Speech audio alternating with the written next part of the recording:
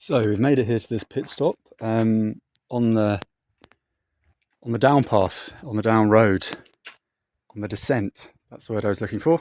All the way to, I think it's Bukhra,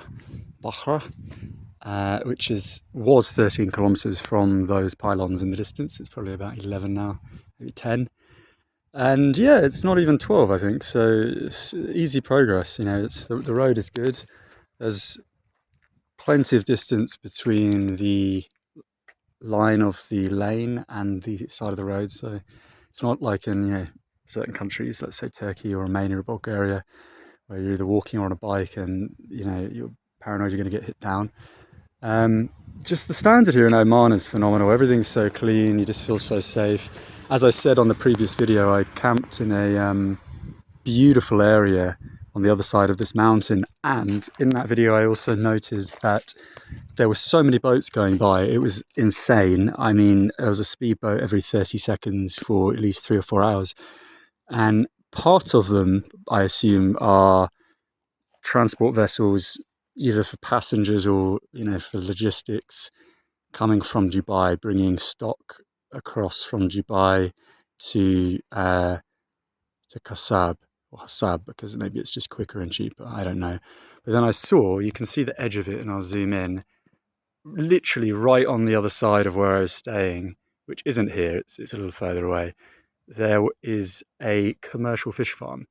And it did occur to me, if they're actually fishing out there, at that rate, there wouldn't be any fish left. I mean, that would be the very definition of overfishing. So yeah, that makes more sense now, having that large commercial fish farm. They were clearly getting rid of their harvest. And then there's another beach down here that I noted, which is called the Secret Beach, which I did mark as a potential visit. But we have a road that skirts all the way around the top with traffic that you can probably hear. And I think I was much, much further away. There was really no way to get down there where I was staying.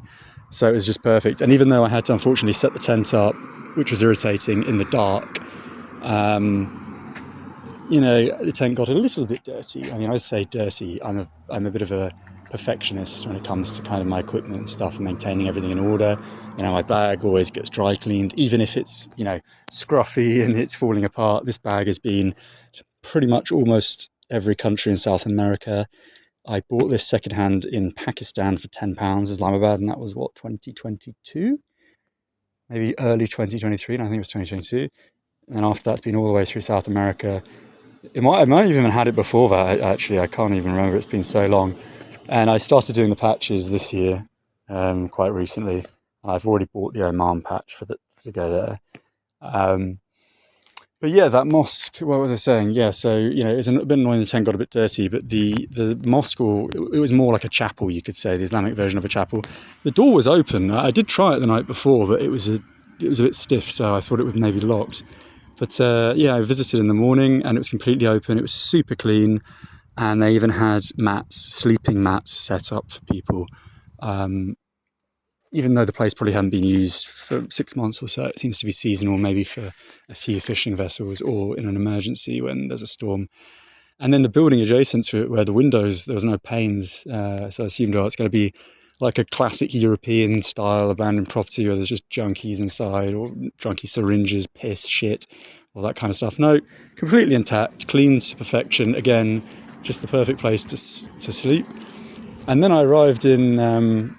After my ascent and back onto the highway, back onto my route, I bought some sugary drinks. As I see here, there was a little shop on the way, run by some Indians from Kerala. And I bought, these were 0.2 each, which is 40p, each little fruit shots. They're not good. I don't like drinking this stuff, but the guy, I thought, was trying to scam me on the food, because I'm not going to deny that's usually the case when people ask you where you're from and they're not Omani, let's say.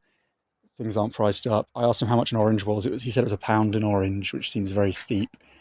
And then the tiny little, mini satsumas, he said were 2 for £1, which is ridiculous. But in hindsight, he might have meant 0.01, because this big bottle of water was actually 0.01, so that would make more sense. I think this is a 1 litre? 1.5, 1 litre, which is 10 which is 20p. Is that right? God, my math now. 50 is a pound. It's 20p. Yeah. Yes. These are 40p. I have just walked. So yeah, maybe I was wrong. So I didn't buy any food from him, but I bought this 1 litre water, which is still cold. I've got one more cold version. Have I? No, I haven't. I've just drunk both. I bought 2 more outside his shop, so I bought 4 in total. I think this stuff is pointless because sugar always gets you high, for an hour or so, and then you've got the kind of luggy feeling after drinking too much of that crap. So that was just sort of a spontaneous mistake. But there was also a water tap which I clocked on the way up to the shop outside someone's house. I didn't know maybe if it was salt water that they use for cleaning their car, and I'm still not 100%. But I filled these bottles up, but I think it is probably drinking water. And these are the bottles from the plane. So when I left the plane yesterday and did the 16Ks, all I had to drink was these 2 mini bottles and another one from the lounge in the plane. However, at this stop, there seems to be... It's very nice. It really is the perfect place to backpack. I could even sleep here. If it wasn't so early, I would just lay my sleeping bag on one of these benches and just keep the night here. It's too hot in the tent anyway, to be honest. And yeah, I don't know if this is a toilet. I assume it's not. Try. Children want to use the swings on the way to Khasab. Yeah, that's locked. Moment of truth. Does it work? It does work. You see, and I don't know if that's drinking water. I don't know if I want to drink that, to be honest. I'm assuming it is drinking water. Drinkable is probably more an appropriate term. But yeah, had I known those 2 taps were there, I probably wouldn't have bought the water. So, God, look at that old, I forget the name of it. I always think of Chinese junks from the medieval period, but it's not that, it's the Arab version. Completely different word. I feel like it begins with D. Isn't that beautiful? Look at that. Probably a tourist vessel. Look at the colour of that water as well. So yes, I wouldn't have even bought the water. So, the water, or maybe the water, but I wouldn't have bought the sugary drinks. So those sugary drinks and that water came to 98p. No, sorry, £1.98. Is that right? Yeah, £1.98. £2. Oh, there is a toilet. Ah, there we go. Ah, okay. It's even clean. Look at that. You would never see that in the UK. Ah, this is what I mean. Just the standard around a mountain road. This is... Oh, they got a Western one as well. Of course they thought of it. Of course, it's Oman. Just attention to detail. Such care for their country. So yeah, I wouldn't have even paid the £2. Yesterday, I paid absolutely nothing. I arrived at that airport at just before midnight, 11:50 or something like that. Then I went to the airport lounge, just drank food, drank water, teas and juices, and ate all day until my flight at 10. Got my meal on the plane, took a free orange and some leftover food I had from Muscat, and then just ate that in the evening. Had a little bit more for breakfast. I've still got a bag of raisins. So I spent nothing. And actually I took out cash before I came from Muscat, because I didn't really know what the prices would be like and how accessible certain places would be, and if there would be really anywhere to eat. There wasn't much information in my brief research. So yeah, you could literally do this entire hike all the way to the Emirates for literally nothing. Accommodation would be completely free. You wouldn't even need a tent. And there's an app called Overlander, which has probably got these places posted on it. I'm not going to add to that. I use Google Maps and occasionally like Caravanistan, to contribute to the community, let's say. But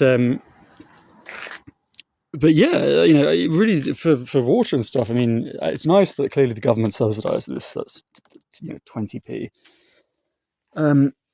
which is usually the case, water being subsidised. But isn't that great? There's even there's soap. I mean, how often do you even come across soap in a gas station anywhere in the world? Or a pit stop? It's just brilliant. So that is the update. There we go. You can do the entire route from Khasab to the Emirates border, I'm 100% sure, for free or almost nothing.